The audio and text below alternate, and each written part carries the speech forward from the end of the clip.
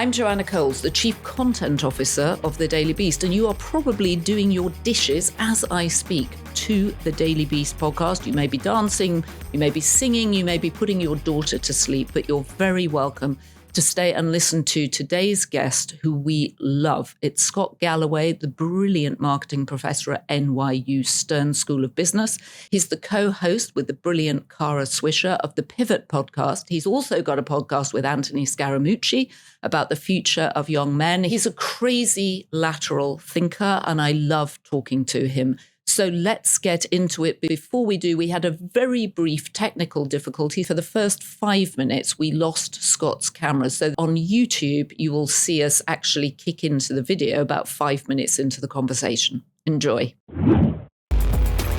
Great. Okay, let's get into it. We have Scott Galloway, the guru of marketing, and frankly, an old friend. Scott, one of the things that I'm fascinated by is how almost anybody that works for Donald Trump comes away scarred by it. Last week, we saw him wave off Elon with a key.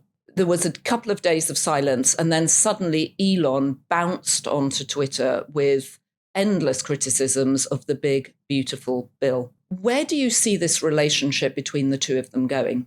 You know, it's difficult to predict. It's difficult to predict the actions of a drug addict. And we as Democrats like to think that we're above everything and are worried we're not going to be invited back to some kind of cool bridge tournament or the White House Correspondents' Dinner, so we don't call a spade a spade. I would be very happy never to go to the White House Correspondents' Dinner again. It's the longest dinner in Christendom. There you go. I have had people in my life who are addicts, and when they jump the shark and become seriously addicted, they're not exactly known for their consistency. And so on one party, you have Elon Musk, who is a rabid addict, but he's an addict with a huge checkbook, so they're afraid of him and a platform. So they're sort of dancing around him. This is essentially, you're a manager, Joanna. You know that what you try to do as a manager when you fire someone is you try to make it such that they don't hate you. Mm-hmm. You try to say, okay, this isn't working, but we're going to give you severance, and it's a kind thing to do, and we're going to speak well of you, and please sign this non-disclosure agreement and this non-disparagement agreement. This happens every day in corporate America. And so the Trump administration, I think, is politely trying to put him to the side, but hope they maintain good relations. So he'll continue to open his checkbook and he won't go nuclear on them. And he kind of already is. I think he called it a disgusting abomination, the tax bill.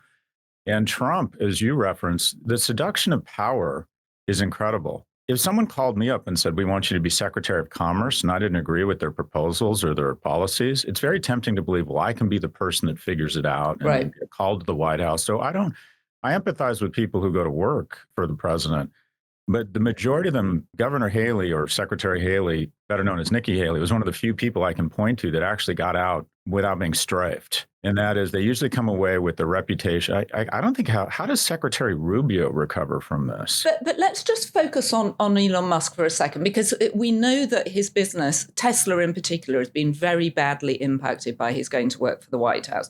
If you're managing the brand of Elon Musk, how do you help him in this moment where he's really become a despised figure by many, many of his customers? An intervention and rehab. He's a drug addict. But there's no sense that he thinks he's a drug addict.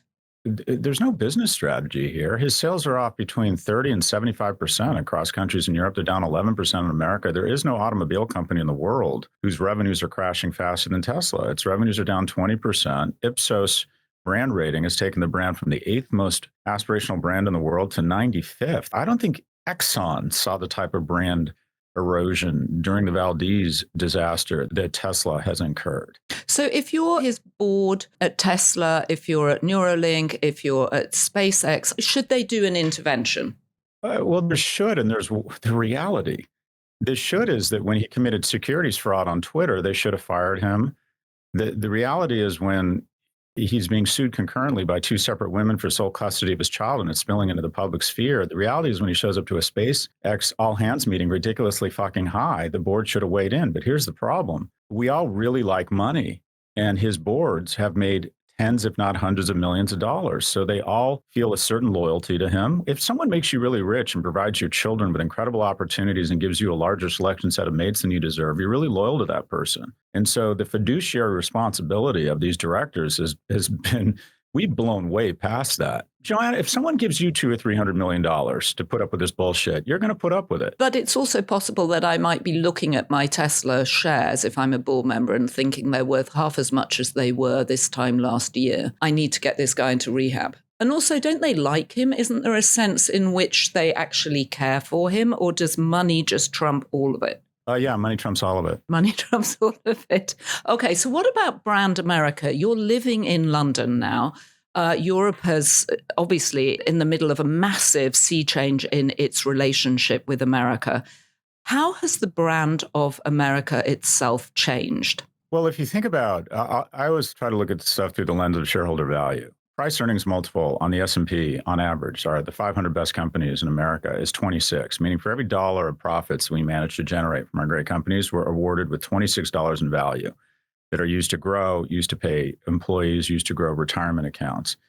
And in Germany, it's 22, Japan, 18, Europe, most of Europe as a whole is around 15 or 14, China, it's 14. Now, why do we trade at such a higher multiple on the same dollar of profits? The world sees us as being more risk aggressive, more willing to take risks with our capital. It sees a more entrepreneurial culture. It sees incredible IP at the hands of the best universities in the world. It also sees rule of law and consistency. And also, we're generally thought of as the good guys. My last company, which I sold for 8 times revenues, because one, I'm remarkably fucking talented, but two, when I walk into LVMH or Toyota or Samsung, they're like, oh, he's American. They will uphold their laws. They're obnoxious, they're a bit imperialist, but they're good guys. At the end of the day, they're trying to do the right thing. This reputation for consistency and rule of law has gone out the window in the last 115 days. And as a result, you're going to see giant multiple contraction where we become more in line with other markets. I believe that our stock market will go flat potentially for the next 10 years because flows of capital into the US, which have been extraordinary over the last 15 years, are beginning to reverse flow. Institutional interest in investing in the US is at a 30-year low right now. Interest in index funds in Europe is at a 20-year high. So you're seeing the rivers of capital flow out because brand America no longer means consistency and it no longer means rule of law. If you just look very basically to the things that define the 20th century, it's World Wars I and II. And Germany's big mistake at a very rudimentary level was declaring war on the world. They declared war on everyone. So Trump's instincts to isolate China I think are the correct instinct. There is an asymmetric trade relationship there. They are taking advantage. They steal our IP. But if you really wanted to isolate China, would you also go to war with everyone all at once? Would you start declaring war on Mexico and Canada and Europe at the same time? Well, he's not. Is he actually declaring war, or is he just hogging attention and flooding the zone with bad ideas that people take too seriously? Well, there's two things there. One, a tariff, these levels of tariff are a form of economic warfare. They're going to reduce the prosperity of people all over the world. Well, including America, right? Oh, the definition of stupid is doing something that harms others while harming yourself. This literally fits the definition of stupid, but it is going to harm people in China, people in Belgium, people in Mexico, people in Canada don't know how to plan their business. They don't know whether to ramp up or ramp down production. They don't know how much money to borrow based on what the tariffs might be tomorrow. He has announced tariffs 50 times or the reduction in tariffs 50 times. So nobody knows how to plan against their business. Now, to your point about whether this is bluster, the best trade in the financial markets year to date has been called the taco trade, and that is Trump always chickens out. Because essentially he will announce a trade tariff against Apple or the EU. Apple or EU indices stocks go down substantially, and then traders sweep in and go, this is bullshit. He will fold, right? And the stocks will recover. And that trade has yielded billions of dollars. And let me go, I'm paranoid, and this might sound like conspiratorial theory, but it doesn't mean I'm wrong. I don't believe he really cares about getting American prosperity back. I think he's invented these tariffs as a means of creating market volatility that results in an ability for him and his cronies to trade based on material, non-public information and create tens of billions of dollars in trading volume. When you have the Attorney General, the nation's top Pam Bondi, selling her shares in Donald Trump media the morning that he announces these tariffs, which take the market down, that means all insider trading criminality is no longer in effect. So, Scott, why is it you pointing this out and not the Democrats? Because we're fucking neutered and worthless. Because we have Charles Schumer, who brightens up a room by leaving it, and Leader Jeffries, who's a good man but should be in the House. We are totally leaderless, and Speaker Emerita Pelosi, who herself is engaged in massive insider trading. We are leaderless. We are the most ineffective resistance. We are the rebel force minus Luke Skywalker and Chewbacca. We are ineffective. If the election were reheld today, and I'm embarrassed to say this, Trump would likely win again. I think he might win with more votes. Because America has said we would rather have an autocrat and a strong man and someone who appears to be keeping his promises, even if those promises are vile and bad for us in the long term, than weak, whiny bitches. That's who we are right now. We're clutching our pearls, but don't offer solutions, don't offer effective pushback. We are the party of the strongly worded letter. Well, thanks, Senator Schumer. That's going to help out. So, yeah, right now, America has opted for an autocrat over weakness. And Democrats are the little definition of weakness come to life in a party. Well, Trump also seems to be flooding the zone with bad ideas. And yet I don't know what the Democrat ideas are now. I don't know where they stand on almost anything other than you can still get cancelled for using the wrong pronoun. That's exactly right. One of my suggestions, I'm addressing the Democratic Congress tomorrow on a Zoom like this one. I think they should propose. What even is the Democratic National Congress? It's a group. I've done it before. It's basically a group of Democrats who show up. The last time I talked to them was about technology and AI, and they do kind of a lunch and learn where they bring in somebody who talks about a specific issue. I don't know. The last time I did it, about 20 or 30 senators and Congress people showed up. I don't know how many people are going to show up tomorrow. But my basic suggestion is the following. And I have access to a lot of congressional people, not because my ideas are good, but because I'm really fucking rich, which is what it takes to get access these days. How rich are you? Scott, you talk a lot on Pivot about being rich. How rich are you? I do really well, Joanna. Like, what do you want to know? Well, you introduced it into the conversation. You said I'm really fucking rich. I'm curious because you talk. Do you want a number? Of course, I want a number. What's the point? Otherwise, if you're going to declare you're rich, you need to tell us how rich you are. What is your definition of really fucking rich? Having an absence from stress around anything economic. Being able to do whatever you want and have freedom from any economic stress, which in the United States is a lot of money. So from your point of view, that's a mental place as opposed to a number.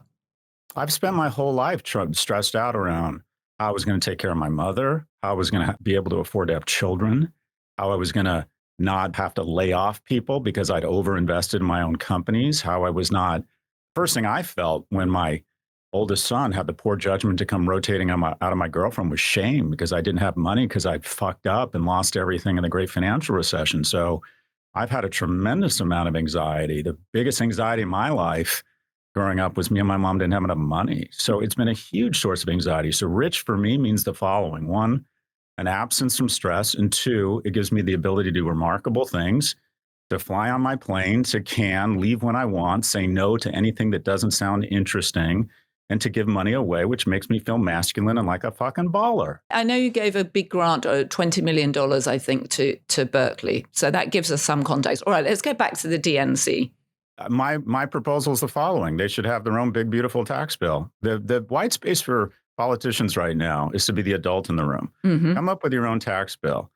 Are we going to raise taxes or cut spending? The answer is yes. Corporations at their lowest tax burden since 1929. An alternative minimum tax against all corporations of 30%. An alternative minimum tax for anyone over $10 million in earnings of 60%. By the way, you lose nothing. If you're making more than $10 million a year and you lose 60% of it, no decrease in happiness, according to Israeli psychologist Daniel Kahneman in every study done on psychology.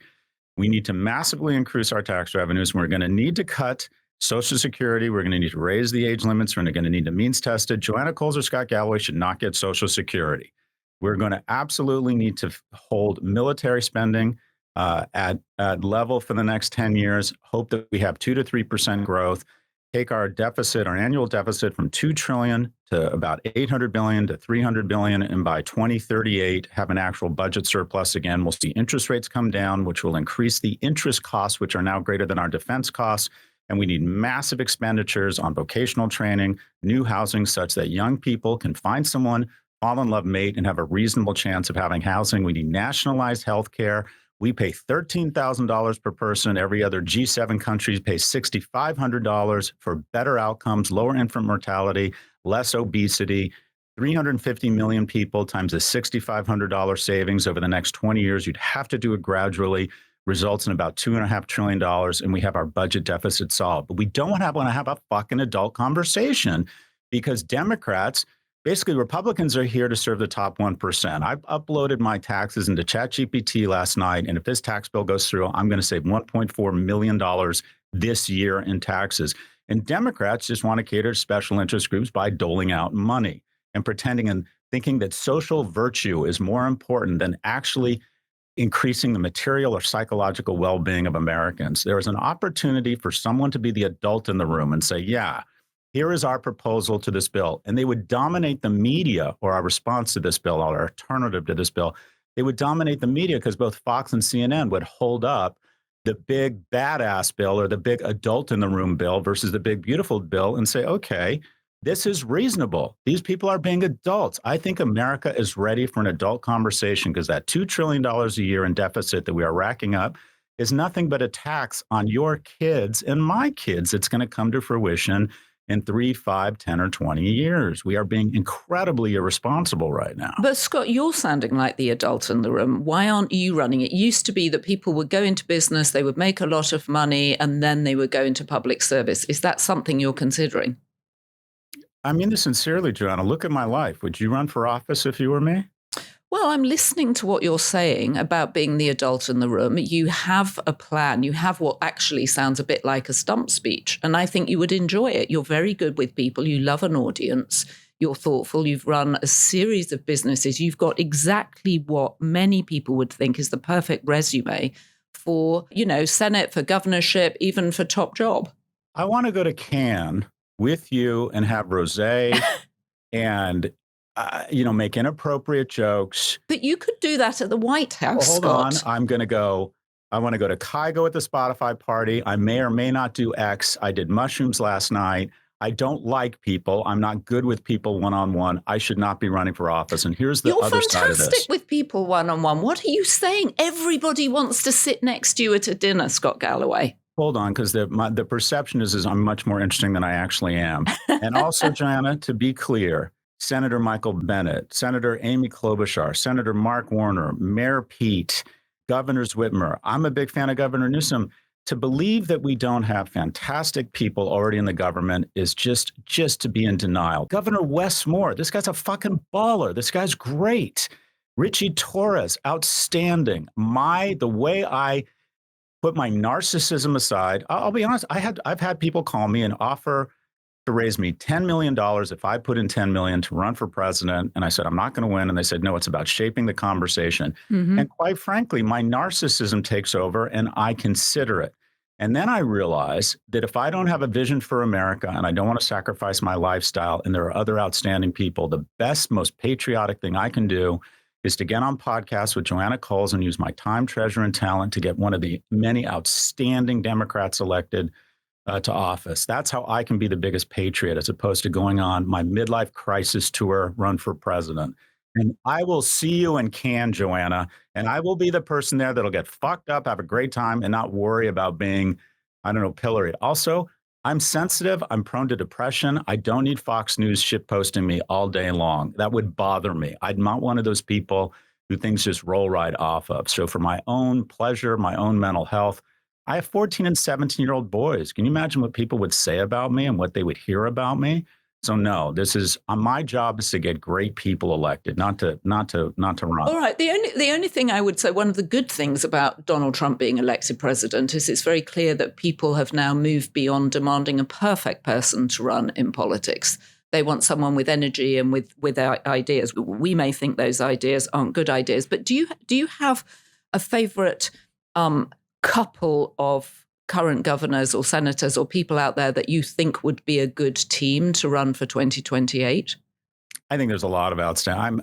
I'm interviewing Governor Whitmer tomorrow or Thursday on the podcast. I'm bringing Governor Moore on. I'm a big fan. Governor Moore. Oh, Governor Moore. Governor Wes Moore. When you said it sounded like Governor Moore on. Yeah, that's not good.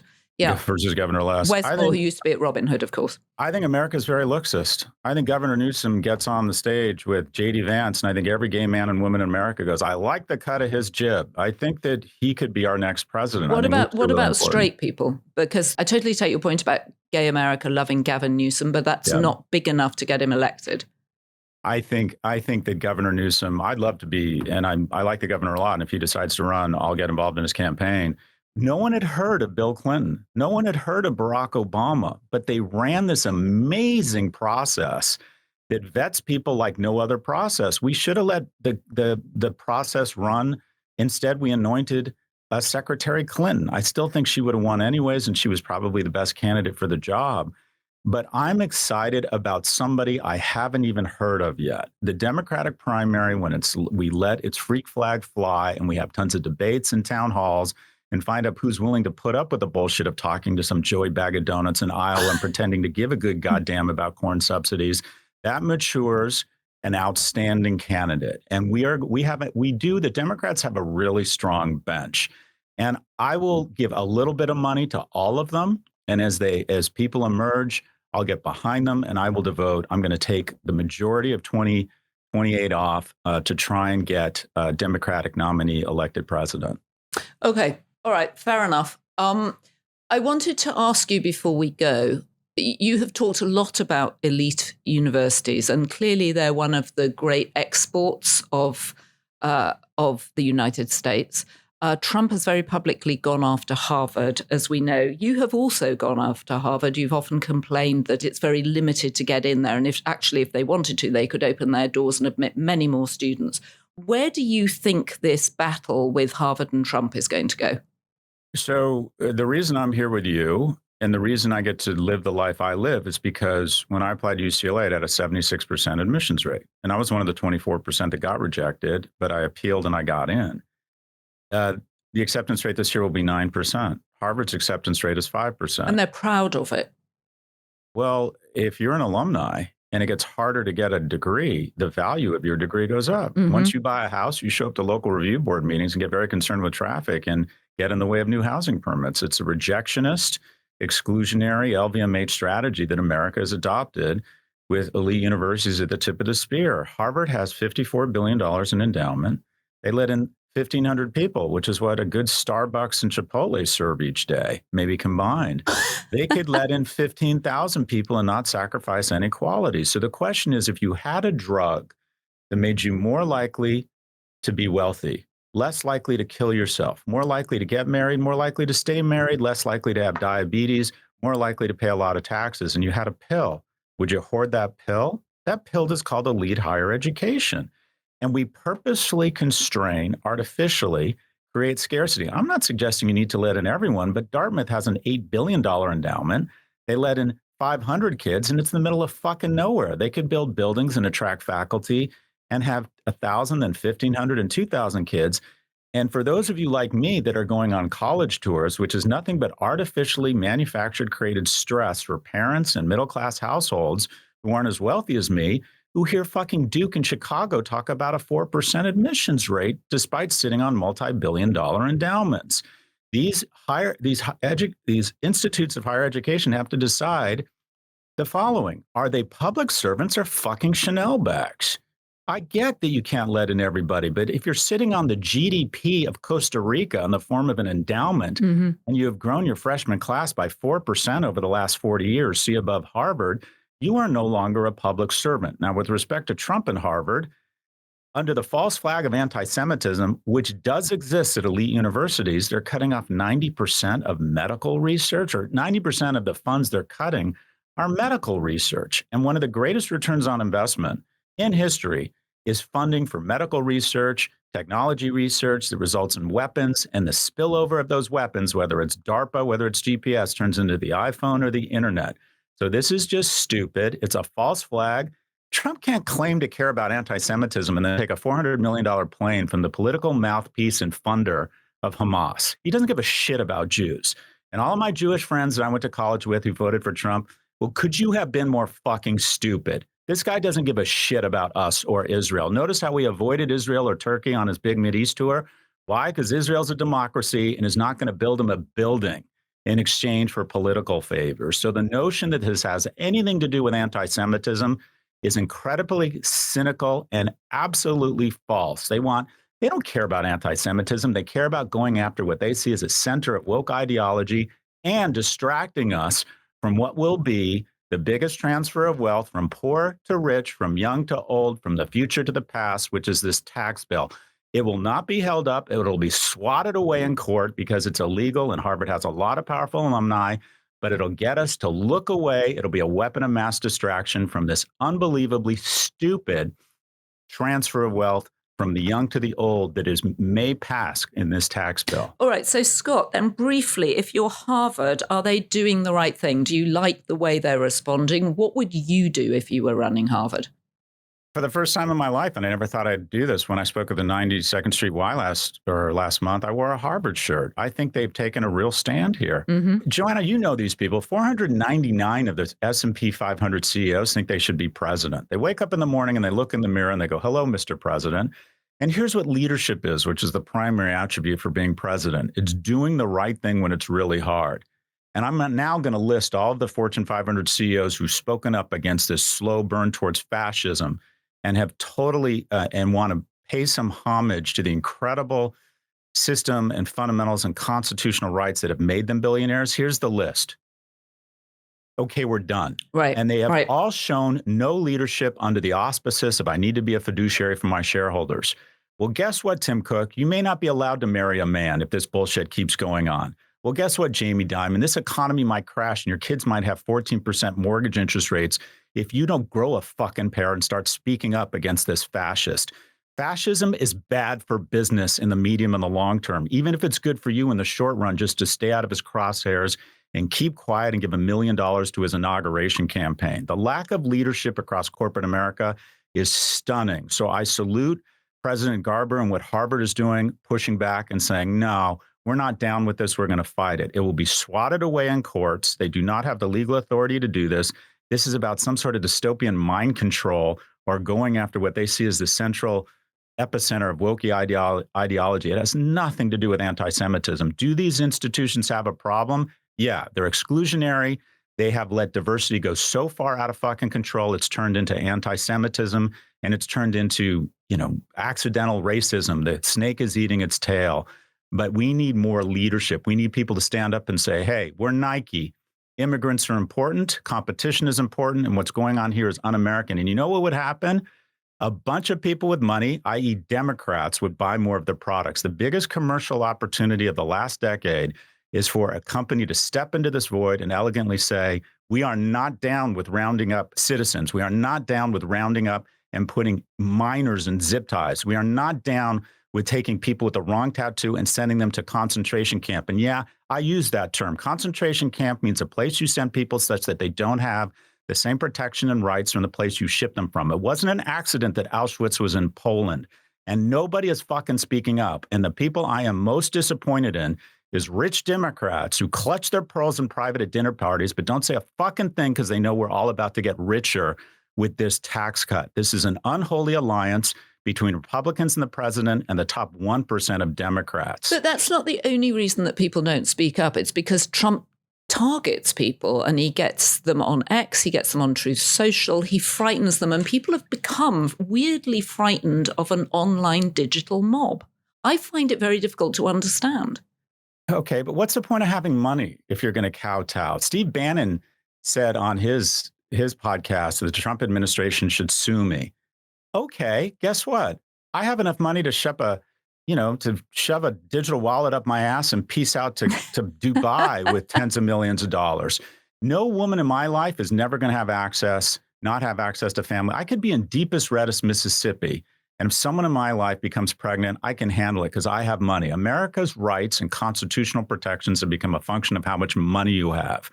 The top 1% are protected by the law, but they're not bound by it. Whereas the bottom 99% are bound by the law, but not protected by it. But Scott, you must, like I am, be very cognizant of people who've got plenty of fuck you money, who are very fearful of Donald Trump. They're fearful of him meddling in their business. They're fearful of him targeting them online. Yeah, and if people in every society that has fought back against apartheid or fascism An autocrat's playbook is to reward your supporters with billions of dollars, let them insider trade, support their crypto scans, pardon them if they give you $50 million, and to try and intimidate and threaten people who speak up. So again, it's never the wrong time to do the right thing. And leadership is doing the right thing. And I realize I'm doing a lot of virtue signaling right now, but I have such an incredible life because of the freedoms and protections and opportunities that people who have made these types of sacrifices. If the wealthiest Americans who think this is bullshit and a slow burn towards fascism don't speak up, then they're essentially desecrating the memory and the fortune that has gotten them to this place. So there's such a lack of courage and cowardice. Also, just let me be sexist here. Where are the fucking men, Joanna? The whole point of prosperity is to protect people. It's not even women are under attack. It's more mendacious than that. It's poor women. It's an attack on poor people. And what's the point of pretending to be masculine and aggregating resources if you can't protect people? Where are the fucking dudes here, Joanna? You and me are both asking that question. I think they're sitting on their bed, hoarding the money under the mattress and keeping very quiet indeed. Scott, it's a great pleasure to see you. I know you're running off to see Piers Morgan. Please give him my best regards. I will look forward to seeing you in Cannes. See you in Cannes, Joanna. At the Hotel de Cap, my friend, at the Hotel de Cap. You know it the most. Congrats on your success. And you, Scott. Very nice to see you. Thank you very much. Thank you, Joanna. And run for office, Scott. Run for office. 3 words. Run for office. I think Scott should run for office. I think he's got the brain power. I think he's got the success behind him. And I think he's got the disruptive instincts that the Democratic Party actually needs right now. But I do think one of the advantages of having Donald Trump in the White House is that we've gone past the point where we have to have perfect people in power. So Scott enjoys a drink. He wants to go to Cannes. He wants to hang out with rock stars. Donald Trump's hanging out with Kid Rock. If you have been, thank you for joining us. And don't forget to leave us a comment on YouTube. We try and look at all of them. I respond to as many as I possibly can. They're very helpful for figuring out what questions to ask and what you're interested in. And I love mini conversations that go on between listeners. Don't forget to subscribe to The Daily Beast. It's super simple. Just go to dailybeast.com. And don't forget, be beast. This podcast was produced by Devon Rogerino and Anna von Ursen.